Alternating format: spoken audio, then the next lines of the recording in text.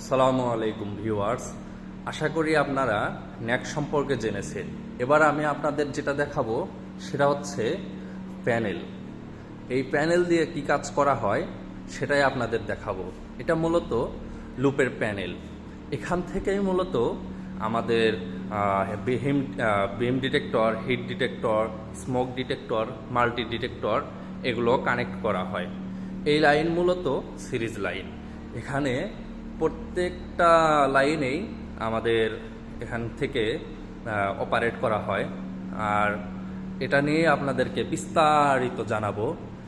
এটা আমাদের এখানে মূলত 4টা প্যানেল আছে। তো এটা কিভাবে কাজ করে সেটা নিয়ে আপনাদেরকে বিস্তারিত জানাবো। তার আগে আপনাদের ভিতরে যে কাজটা আছে সেটা আপনাদেরকে দেখাবো, যেখানে কিভাবে কানেকশন করা হয় সেটা নিয়ে একটু আলোচনা করি।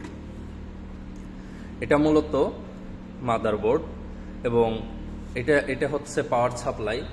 এটা দেখতে পাচ্ছেন যে এটা মূলত পাওয়ার সাপ্লাই আমাদের, এবং এটা হচ্ছে মূলত আমাদের মেইন জিনিস যেটাকে বলে হচ্ছে লুপ কার্ড। এর মধ্যেই আসলে আমাদের লুপ কার্ডগুলো বসানো আছে। আর এই যে আপনারা এই লাইনগুলো দেখতে পাচ্ছেন, এগুলো মূলত হচ্ছে এক একটা লুপ।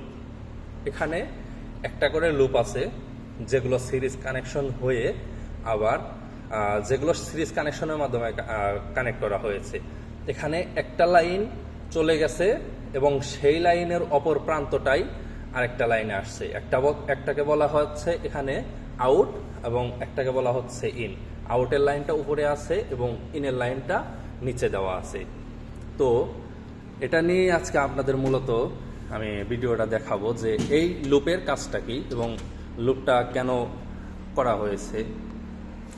এই লুপের মাধ্যমে যে ডিভাইসগুলোকে সব জায়গায় আপনার কানেক্ট করা হয়েছে, সেগুলো যখন কোনো সমস্যা হয়, কোথাও কোনো স্মোক পায় বা কোথাও কোনো অগ্নিসংযোগ দেখে, এই স্মোকগুলো অটোমেটিক্যালি এই প্যানেল রুমে সিগন্যাল পাঠায় আমাদেরকে।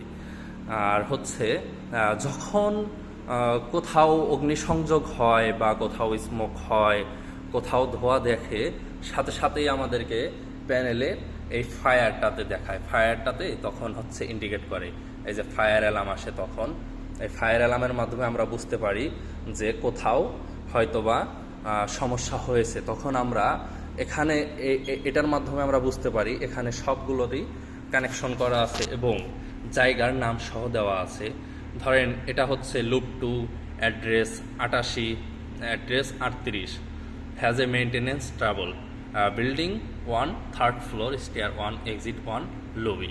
তো এটাই হচ্ছে আমাদের লোকেশন। তখন আমরা এভাবে সব ডিটেলস দেখে তখন আমরা সেই জায়গায় চলে যাই এবং সেখানে গিয়ে আমরা মূলত পর্যবেক্ষণ করি আসলে কি হয়েছে।